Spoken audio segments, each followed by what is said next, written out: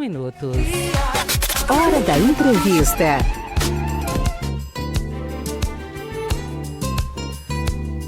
Hoje vamos falar sobre um tema bastante relevante para toda a família. Atenção pai, atenção mãe, você responsável por crianças aí. Vamos falar hoje sobre bullying na escola, o que é, consequências e como combater. Nossa convidada é a Lorena Araújo, é psicóloga, especialista em terapia infantil e, claro, né, um bom dia todo especial para o nosso encontro mensal aqui nas ondas do rádio. Bom dia, Lorena. Bom dia, Regiane, bom dia a todos. É um prazer muito grande estar aqui, conversar, com toda a população, para que a gente possa estar auxiliando da melhor maneira possível, com dicas, com orientações do que fazer, como agir diante de situações que a gente pode dizer grave, porque de fato são situações que levam ao adolescente, à criança, até mesmo, vamos dizer, tirar a vida, infelizmente, Então, Exatamente. É um assunto necessário. Ótimo, né? Então é uma alegria recebê-la aqui mensalmente nas ondas da 107.9, trazendo orientações aqui sobre saúde mental e cuidado com a criança e adolescente. Vamos começar aqui, Lorena. Eu peço para você definir o que é o bullying, né? E quais são as principais, os principais tipos de comportamento que podem ser considerados, né, como tal dentro do ambiente escolar. Então, bullying são atos, que as pessoas acabam praticando, uma com a outra de forma agressiva, ali na questão verbal, na questão física e na questão psicológica também. Como assim o verbal, Através do xingamento, através daqueles olhares que amedretador, Você está amedrontando o outro, Então, ou seja, é uma postura que você está tomando ali verbalmente com o outro, A questão física, através de empurrão, através de beliscos, através de você simplesmente falar assim, você sai daqui agora. Então, ou seja, você está usando uma autoridade a mais ali com aquele outro que está ali com você, que muitas das vezes é da mesma idade, Então, ou seja, quando entra ali o psicológico, quando você fala, olha, a partir de hoje você não anda mais no nosso grupo, a partir de agora você não faz mais parte aqui dos nossos trabalhos escolares, você não pode mais na hora do lanche lanchar conosco, a gente vai jogar futebol, você não vai jogar. Então, ou seja, ninguém fala com ele, gente, vamos deixar ele, ele isolado, essa pessoa aqui isolada. Então, ou seja, isso já entra na questão psicológica, Então, são violências físicas e psicológicas também, que entra a questão verbal. Físicas e psicológicas, São 3 tipos de violências que acabam ocorrendo, no ambiente escolar mesmo, Então, infelizmente, todos estão ali dentro de uma sala de aula, todos já se conhecem, a maioria já vem estudando já há alguns anos juntos, São pares, né? Sim, e aí automaticamente acaba que acontecendo essas situações, Então, ou seja, isso são situações que traz uma regressão para quem recebe. E isso também faz com que venha acontecer inúmeros problemas gravíssimos psicologicamente, Então, nós já entramos aí na parte da próxima pergunta, que é justamente sobre as consequências, do bullying na vida dos estudantes.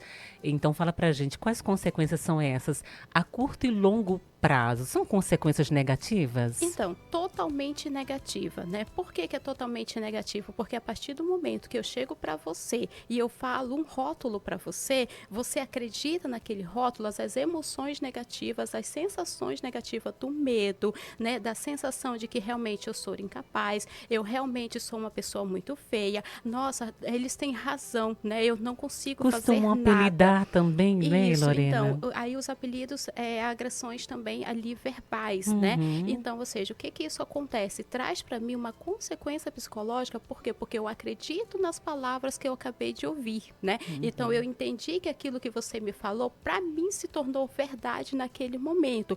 E isso me traz uma consequência psicológica através do meu isolamento. Eu estou estressado o tempo todo, então, seja qualquer pessoa que vir falar comigo, eu fico dando patada, eu trato o outro mal. Por quê? Porque eu estou presa naquela frase quando você me diz, olha, você é feia, você não sabe de nada, ai, você é muito ruim, eu não quero que você fique mais perto de mim, a sua companhia é muito chata, né? Então, ou seja, quando eu faço uma pressão psicológica no outro e o outro acredita, a partir do momento eu passo a ter consequências e sequelas disso. E eu vivo isso, né? Porque eu tô acreditando que isso é uma verdade. Toma como verdade, né? Exatamente. Agora, como é que os professores e os pais, né, podem identificar, né, sinais de que um aluno está sofrendo bullying, né? Como é que podem apoiá-los aí de maneira eficaz? Então, veja, na escola tudo acontece, né? Então, assim, os professores, eles têm uma visão muito ampla, né, dos alunos, embora é N alunos dentro de uma sala de aula, mas cada professor, eu acho isso muito incrível, muito mágico dos professores, porque eles conseguem conhecer cada aluno, conhecer o perfil de cada aluno, verificar o potencial de cada aluno.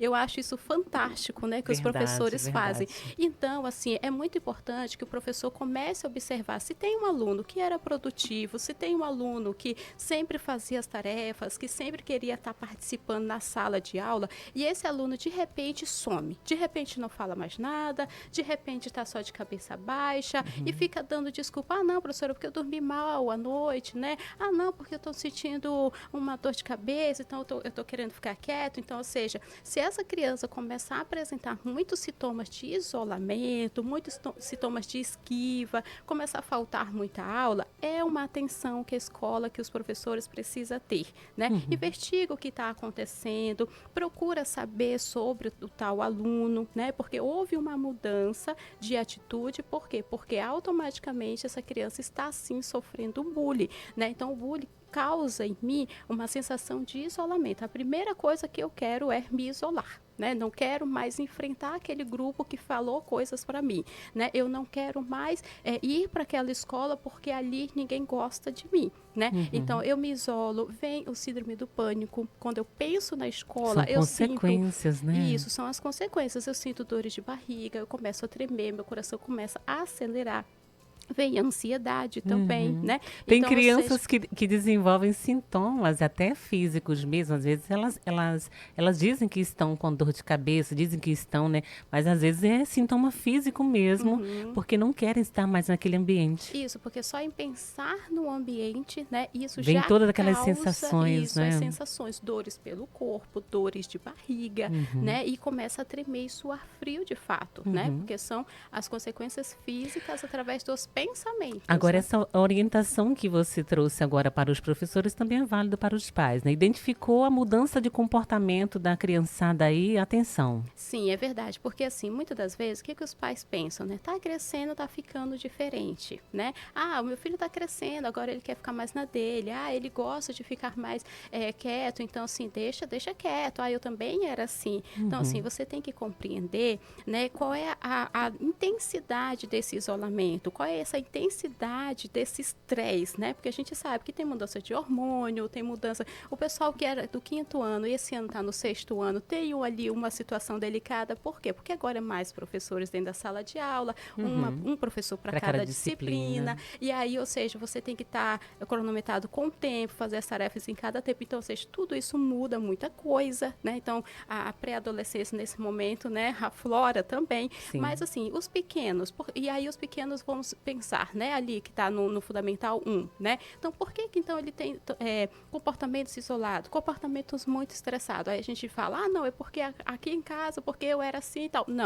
Não compare, né? Não compare, tenta verificar. E não se conforme, né, com o comportamento da Isso, criança. Porque assim. se tem uma mudança de comportamento, cada família Tem conhece os motivo. seus filhos, né? Cada família conhece com quem convive. Então, se houve uma mudança, tem um motivo, né? E assim, muito cuidado quando você descobre o motivo também, né? Porque muitas das vezes você quer tomar as dores. Ah, pois eu vou lá nessa escola agora, pois eu vou ligar para a mãe de fulano, pois eu vou resolver.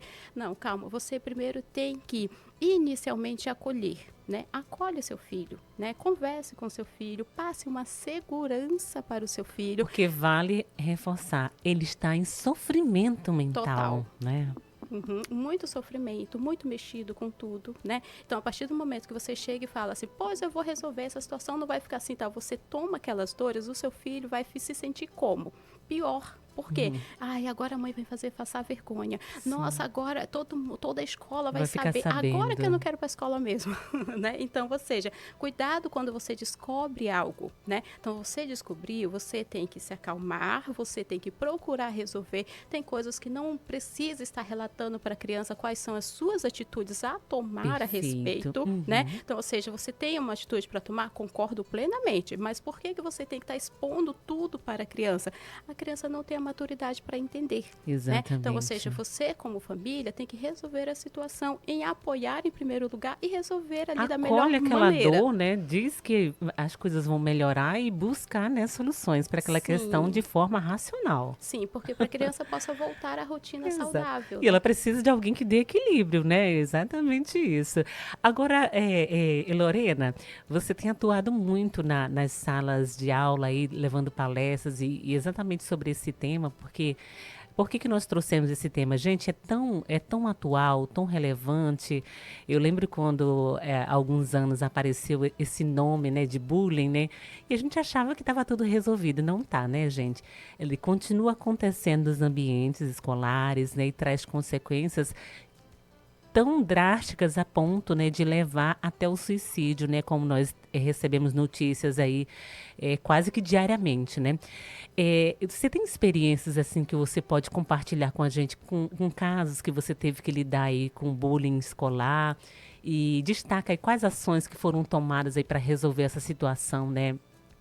Ou seja, o impacto positivo, né, que essa ação trouxe, né, para esse ambiente.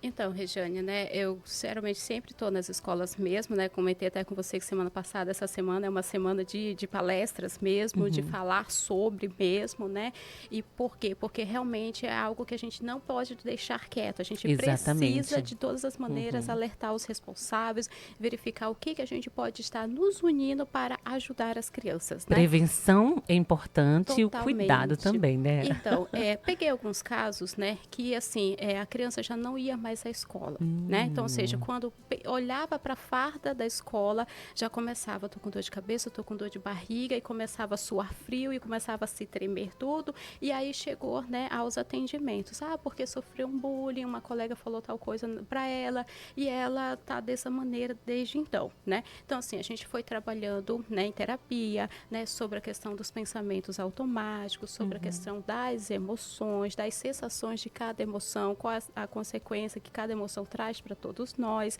né? E a partir do momento que todo o trabalho foi realizado, a gente começou a fazer acordos, eu com essa criança, com essa família, com essa escola. Então, assim, a parceria da escola é fundamental, né? Porque, ou seja, a escola também colaborou bastante, muitas reuniões com a escola, com os professores, né? E aí, a partir de então, a gente começou a fazer alguns acordos. Olha, você estuda no período da tarde, essa aula de 1h30 até as 18, né?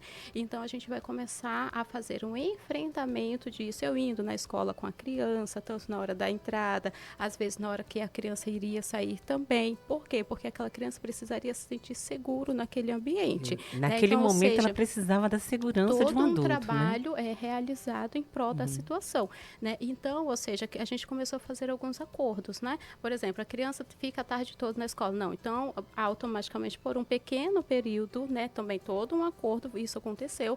Você vai à escola do horário de 1h30, a hora do recreio você sai. Por quê? Para a criança entender a retomada de voltar à escola, o quanto aquele ambiente escolar é saudável, o quanto as pessoas que estavam ali gostam muito também, né? Então, ou seja, foi um acordo, foi um trabalho realizado, né, por um período, desse período que a criança ficou de 1h30 até a hora do recreio.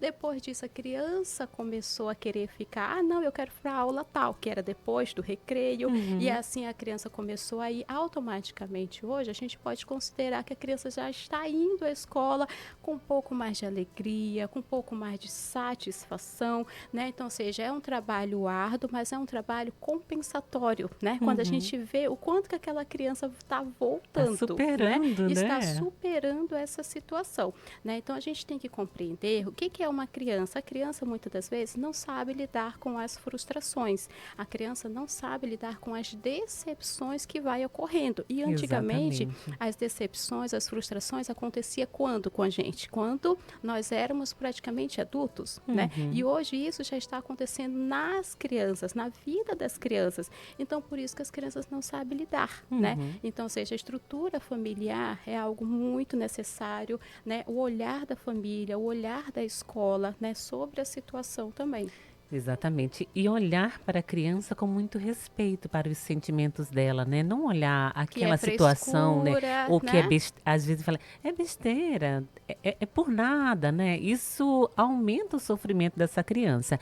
Temos uma participação aqui da nossa ouvinte, Ana Paula. Ela está desejando aqui um bom dia e está considerando muito importante aqui a nossa entrevista. E ela está falando que a filha sofreu na escola, né, com a professora, né? A professora esbarrou, não, na verdade ela simplesmente se esbarrou com um colega, né, com um braço estava dodói, e aí a professora, né, acabou brigando com ela, né, na frente dos colegas. Então isso trouxe um sofrimento muito grande para a criança, segundo a mãe aqui, né, e que se ela soubesse como agir, né, poderia, né, ter ajudado bastante a filha nesse momento, né?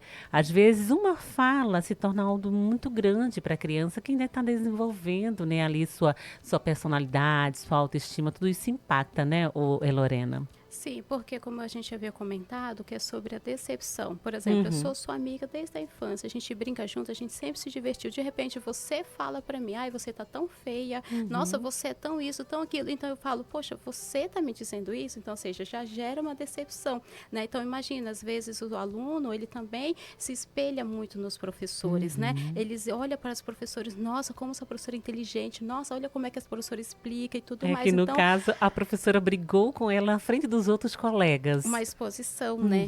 Acabou, infelizmente, ocorrendo uma exposição. Então, ou seja, imagina a vergonha que essa pessoa passou dentro da sala de aula, né? Exatamente. Então, assim, a gente tem que ter cuidado quando a gente vai chamar a atenção, muitas das vezes não falar nomes, né? E se é uma situação, nesse caso, isolado, porque houve um esbarramento de uma criança com a outra, chamasse as duas crianças, ouvisse os dois lados, né?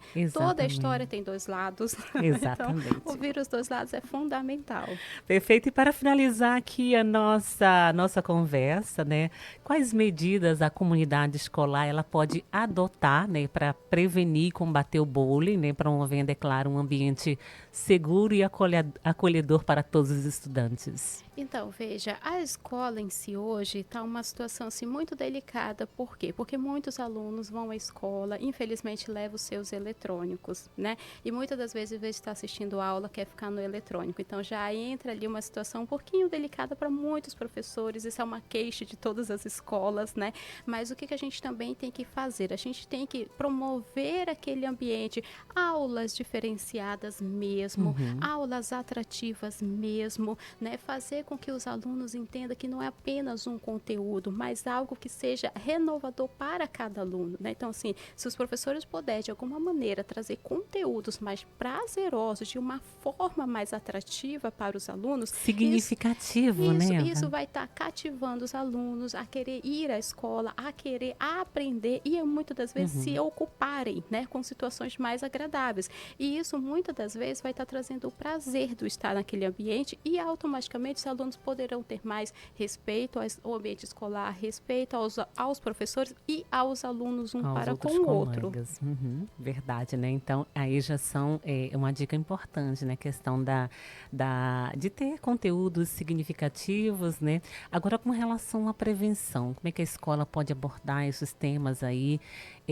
Prevenção e combate ao bullying. Então, sempre está ensinando para os alunos o que de fato é o respeito, por que nós temos que viver em comunidade dentro de uma sala de aula, porque dentro da sala de aula várias pessoas de vários bairros e tudo mais. Então, a significância disso, né? Então, seja, se eu quero muito que um colega faça tal coisa, não, eu preciso respeitar o tempo daquele colega também, né? Então, seja, mostrar para cada aluno que cada aluno ali é muito significativo no ambiente escolar, né? Que eu não quero que os alunos faltem, que eu não quero que os alunos não gostem um do outro.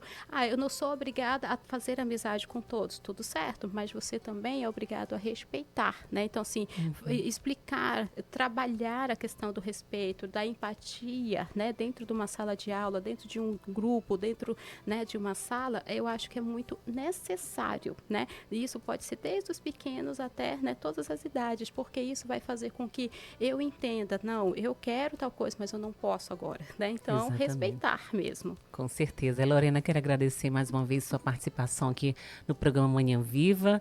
As suas informações são de grande relevância para toda a família roraimense. Então, eu que agradeço, né? E realmente, de fato, é um assunto que a gente não pode se calar, que a gente tem que falar mesmo, né? Então, assim, procure ajudar os seus filhos, né? As escolas em si, aquilo que puder também estar fazendo pela escola, né? Se Os necessitar alunos. buscar ajuda psicológica também para essa criança é importante. Sim, também é muito necessário, né? Não ache que é frescura, não ache que aquela criança, é porque gosta de chamar a atenção. Não Isso... minimizar as dores, né? E não tomar para si. Exatamente. Obrigada mais uma vez. Até mês que vem. Até. 9h25. Eu conversei aqui com a Lorena Araújo, psicóloga especialista em terapia infantil, falando hoje sobre bullying na escola, o que é, consequências e como combater.